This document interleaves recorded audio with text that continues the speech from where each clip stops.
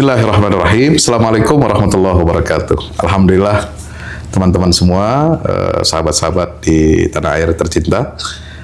Siang ini saya bersama yang mulia Duta Besar Republik Indonesia untuk Damaskus, Syria, Dr. Wajid Fauzi, MPM. Assalamualaikum Pak. Waalaikumsalam. Sehat Pak ya, Masya Allah kabarnya. Alhamdulillah. Alhamdulillah. Ini luar biasa Pak Dubes kita mengalami langsung, menyaksikan langsung banyak sekali rentetan peristiwa-peristiwa besar, sejak tentu saja peristiwa yang mengguncang dan mengejutkan semua orang, jadi perhatian dunia internasional, yaitu 8 Desember 2024 ya, pasukan oposisi Suriah kemudian memasuki Damaskus sebagai jantung ibu kota Syria atau Republik Arab Suriah. Kira-kira Pak Wajid, Pak Dubes bisa menyampaikan sedikit bagaimana ketika masa-masa itu begitu menegangkan, apakah ada pengalaman yang sangat berkesan? Terima kasih atas kesempatan yang diberikan untuk diundang di podcastnya Pak Fahmi. Yang pertama ingin saya sampaikan bahwa kami semua, saya dan seluruh staf Kedutaan Besar Republik Indonesia dan keluarga semuanya mengalami dan menyaksikan sendiri sebuah peristiwa yang bersejarah, wabil khusus bersejarah bagi masyarakat Suriah. Lalu bagaimana kita melihat itu, peristiwa tersebut, saya ingin selalu sampaikan kepada seluruh masyarakat Indonesia bahwa yang kita saksikan tersebut adalah sebuah peristiwa pergantian kekuasaan yang terjadi di sebuah negara di Suriah, yang negara itu adalah sahabatnya Indonesia. Saya ingin highlight sedikit bahwa persahabatan Indonesia dan Suriah itu sudah berlangsung sudah sangat lama. Jika diurut begitu, tahun 47, jadi 2 tahun setelah Indonesia merdeka, Suriah itu yang mendukung Indonesian Matters di Dewan Keamanan PBB untuk disidangkan, dan Suriah dalam posisi mendukung kemerdekaan Indonesia. Nah, urutan yang agak jauh itu kemudian Indonesia mulai membuka kedutaannya tahun 1955. Kemudian sampai saat ini tidak pernah ada sejarah Indonesia menutup kedutaan Atau menarik duta besar. Atau menarik. Dari catatannya KBRI, dari sejak tahun 55 sampai saat ini, di Suriah ini sudah terjadi beberapa kali pergantian kekuasaan. Kalau tidak salah 5 atau 6 kali termasuk yang sekarang yang baru. Jadi di tengah berbagai perubahan itu, sikap Indonesia tidak berubah. Sikap dalam arti mempertahankan persahabatan kedua negara. Termasuk Kedutaan Besar Indonesia saat ini tetap memberikan pelayanan dan bekerja secara maksimal seperti biasa di tengah perubahan kekuasaan yang sedang terjadi di Suriah yang baru saja kita saksikan bersama. Ya, jadi ini memberikan kejelasan ya tentang sikap pemerintah Indonesia dan negara Republik Indonesia terkait dengan perkembangan perubahan-perubahan politik ya yang ada di Suriah, bahwa itulah sikap yang mestinya bisa menjadi acuan buat kita semua, terutama buat teman-teman nih Pak yang memang selama ini concern membantu rakyat Suriah ketika konflik ya, korban perang dan lain sebagainya, sebab ada isu-isu miring. Kenapa kedutaan Malaysia itu ditutup, ditarik duta besarnya sementara Indonesia tidak? Apakah Indonesia ini pro terhadap katakanlah yang dirasakan oleh Suriah saat itu berupa kezaliman atau sebuah ya yang tidak mengenakan buat mereka gitu ya. Jadi posisinya, standingnya seperti itu Pak ya. Betul. Masya Allah. Nah, ketika merasakan detik-detik katakanlah orang mengistilahkan kan bahasa jurnalistiknya itu kejatuhan Damaskus 8 Desember itu. Seberapa genting kemudian Bapak menyaksikan peristiwa itu ya dari dekat dan langsung, sampai konon katanya tadi pengamanan untuk kedutaan besar saja tiba-tiba menghilang gitu. Dan bagaimana bisa recovery otoritas yang baru ini kemudian memberikan keamanan? Ya, bagi seluruh staf KBRI atau bagi saya pribadi juga, peristiwa tanggal 8 Desember merupakan peristiwa penting dalam perjalanan sejarah seorang diplomat. Ketika perwakilan Indonesia atau juga perwakilan-perwakilan yang lain yang ada di Damaskus mengalami suatu momen di mana tidak ada pengamanan sama sekali dari pemerintah setempat, termasuk KBRI. Pengamanan yang yang ditugaskan oleh pemerintah yang sebelumnya meninggalkan pos. Jadi di KBRI tidak ada pengamanan, di Wisma juga tidak ada pengamanan, sehingga tugas saya adalah menenangkan seluruh staf KBRI dan seluruh keluarganya. Jadi hampir mayoritas staf KBRI dan keluarganya menginap di KBRI pada saat itu. Kemudian kita berusaha standby, jaga, jangan sampai ada apa-apa. Alhamdulillah hingga pagi hari kita tidak mengalami apa-apa, meskipun tanpa penjaga. Di depan KBRI kita pasang tulisan bahwa ini kedutaan Indonesia. Di sini maupun di Wisma kita pasang upaya kita di dalam mengamankan premis Indonesia di sini. Alhamdulillah tidak terjadi apa-apa. Itu yang sangat saya syukuri, karena di beberapa kedutaan di Damaskus terjadi kekerasan. Ada yang masuk ke kedutaan, ada ingin mengambil mobil.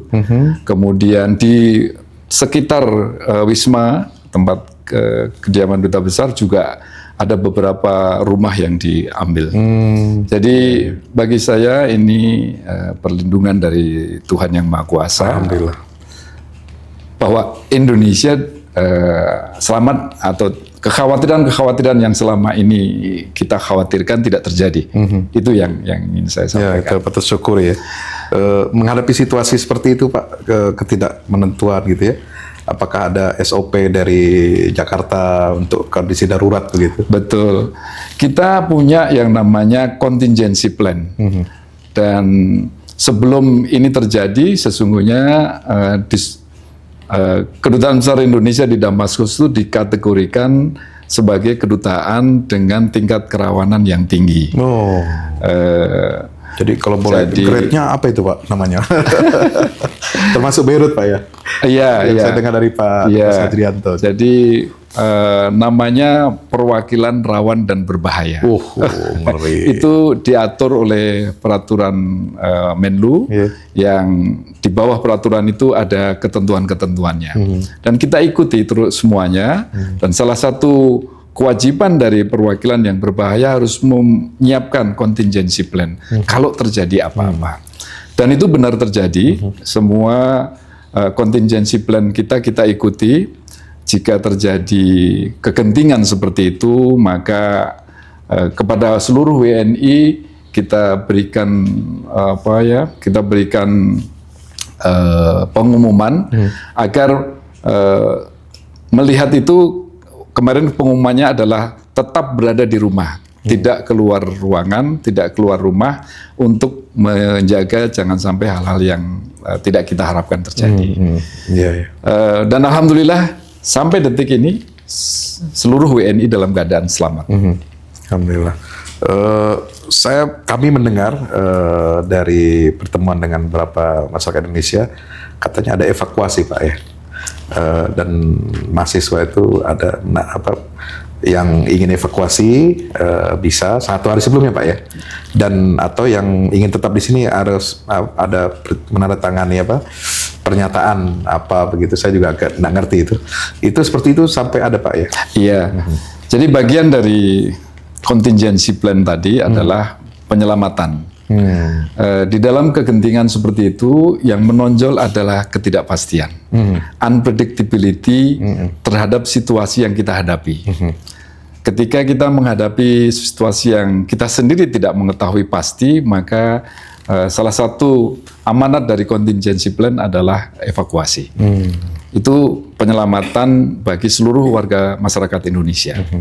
Jadi siapapun boleh masuk evakuasi. Mendaftar ke kedutaan, kita siapkan sarana dan prasarananya. Pengalaman kami, tentu tidak hanya sendiri KBRI, saya bekerja sama dengan Direktorat Perlindungan Warga Negara Indonesia di Kementerian Luar Negeri, dan kita menetapkan tanggal dan tempat berkumpul. Pengalaman saya ketika kami mengumumkan itu kepada warga masyarakat, tidak semuanya bersedia dievakuasi. Ya tentu dengan pertimbangan masing-masing. Ada yang sekolahnya nanggung pas ujian atau pas menjelang ujian, sehingga nanti akan kalau ditinggalkan ujiannya bagaimana, nasib sekolahnya bagaimana. Well, itu semua kita hormati. Sehingga evakuasi yang kita siapkan adalah voluntarily evacuation, evakuasi secara sukarela. Tetapi kalau yang tidak bersedia evakuasi, kami mohon menandatangani pertanggungjawaban. Jangan sampai terjadi apa-apa kepada mereka, dan kalau terjadi berarti turut bertanggung jawab terhadap keamanan dirinya sendiri. Karena KBRI sudah menyiapkan, sudah fasilitasi gitu ya. Kami lakukan beberapa tahap, Pak. Jadi karena untuk mendapatkan tempat duduk di pesawat juga tidak mudah, sekaligus itu tidak memungkinkan. Hingga saat ini, hingga awal Januari, kami melakukan dalam 5 tahap evakuasi sebanyak 187 warga masyarakat Indonesia. 187? Iya. Dari kurang lebih 1.400, Pak ya? Iya, 1.200. 1.200-an, ya. Nah, menarik tadi kalau bicara tentang itu, evakuasi. Nah, terkait dengan adanya tenaga kerja nih, Pak, yang juga sempat evakuasi, bahkan kami dengar juga sempat terjebak ya di rumah majikannya yang pejabat-pejabat, apakah itu militer, sipil atau pemerintahan. Ini seperti apa itu? Ya, salah satu kelompok yang paling rawan dan menjadi prioritas kedutaan untuk memberikan perlindungan adalah para pekerja migran. Mereka hidup dan bekerja di rumah-rumah tangga yang biasanya tuh pagarnya tinggi, kita sulit untuk akses ke sana. Pada saat itu kita membuka hotline untuk menerima telepon dari mereka. Hotline kita umumkan, kemudian mereka menelpon. Ada yang ada yang sudah siap langsung naik taksi ke sini, welcome.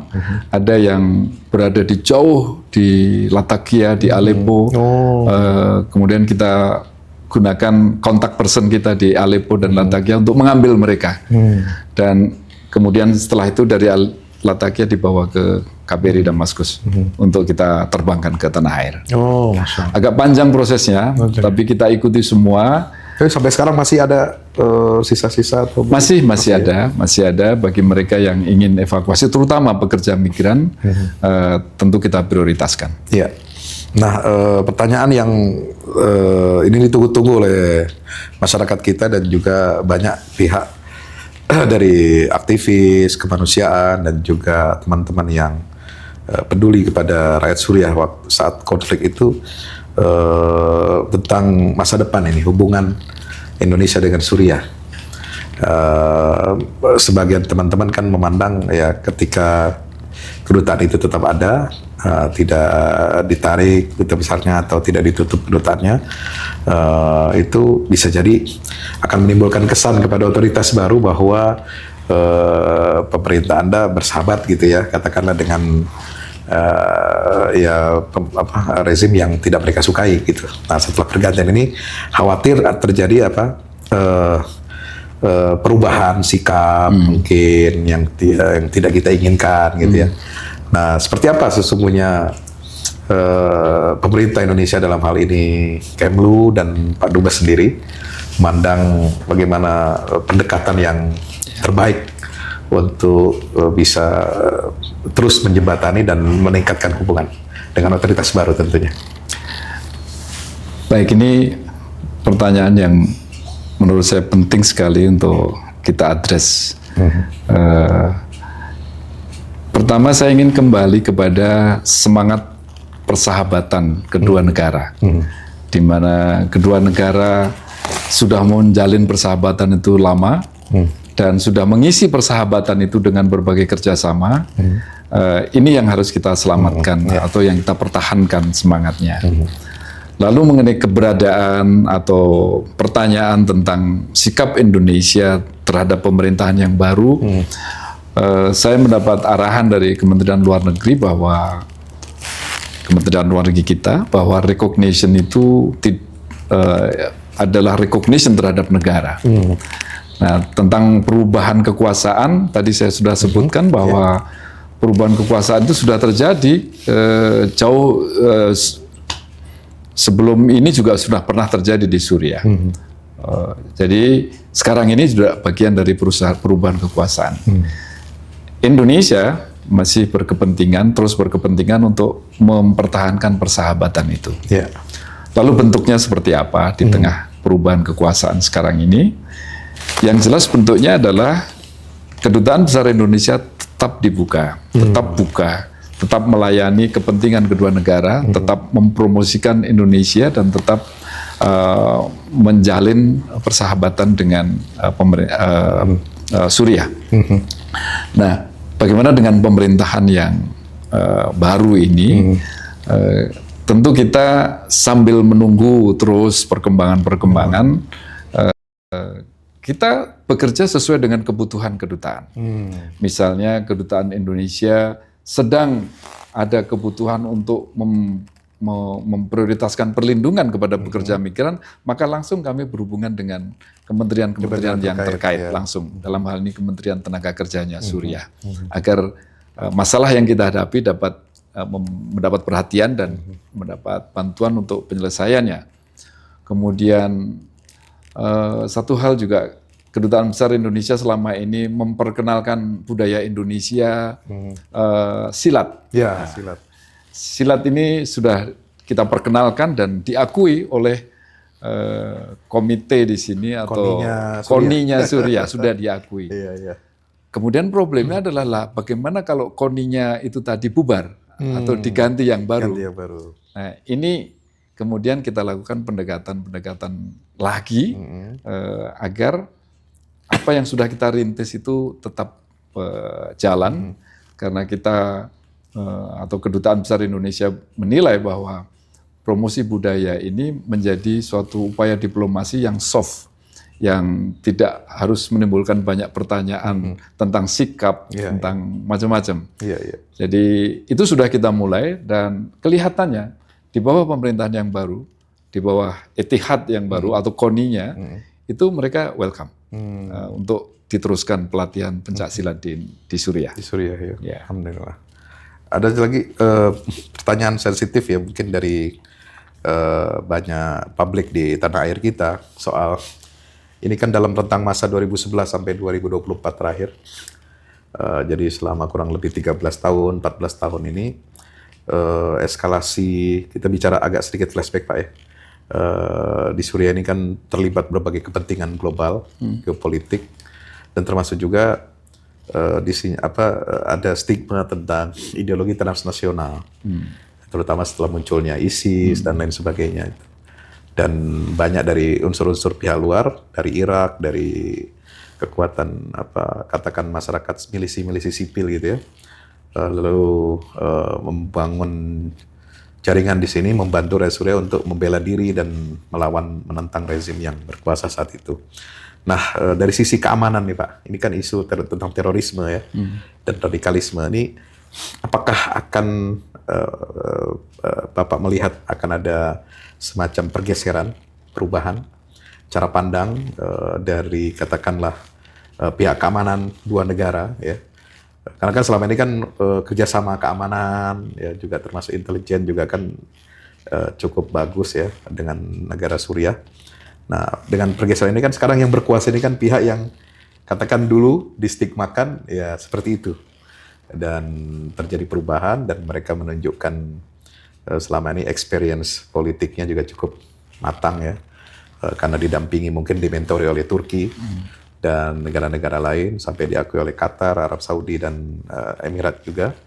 Nah, apakah ini akan ada pergeseran, perubahan cara pandang gimana kita melihat masalah ideologi transnasional dari Suriah ini kaitannya dengan untuk Indonesia? Dan yang kedua yang sering banyak ditanyakan itu adalah bagaimana status kawan-kawan kita nih yang datang dulu kemari, bukan soal lembaga kemanusiaan ya, memberi bantuan, tapi juga ikut terlibat dalam memberikan katakanlah dia ya, termasuk bagian dari mereka ibaratkan bahasakan itu pejuang ya yang masuk di Suriah ini dan ikut bersama HTS yang dipimpin oleh otoritas baru Pak Ahmad Syara. Untuk memperjelas status mereka, ya, kira-kira betul. Kalau pulang bagaimana atau mau memilih di sini bagaimana? Ini kan sering ditanyakan. Oh, tolong dong titip nih pertanyaan. Baik, gitu, Kak. Saya kira penting sekali ini. Dan saya tahu bahwa ini menjadi perhatian publik cukup luas dan sangat sensitif. Iya. Kalau kita kalau ditanya tentang apakah akan ada perubahan, saya yakin secara natural memang harus berubah. Paradigma itu memang harus berubah karena pergantian kekuasaan ini memiliki memiliki unsur-unsur yang selama ini paradigmanya harus juga berubah. Yeah. Oleh karena itu tentu Kedutaan Besar Indonesia selalu menyampaikan laporan terkini terhadap kepada Indonesia, kepada Jakarta, kepada Kementerian Luar Negeri terhadap situasi yang terkini. Terutama adalah mengenai apa yang dijanjikan oleh pemerintah saat ini. Kita ingat waktu beberapa hari setelah tanggal 8 itu Indonesia mengeluarkan statement bahwa